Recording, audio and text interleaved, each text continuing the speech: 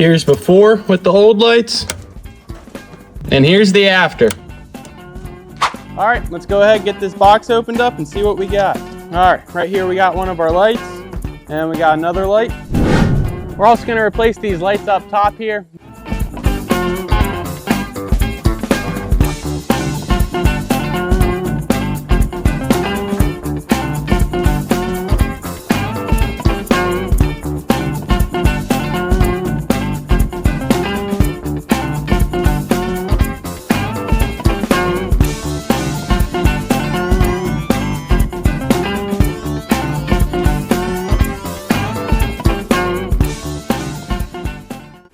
It was nice having a direct fit without having to modify the housings at all.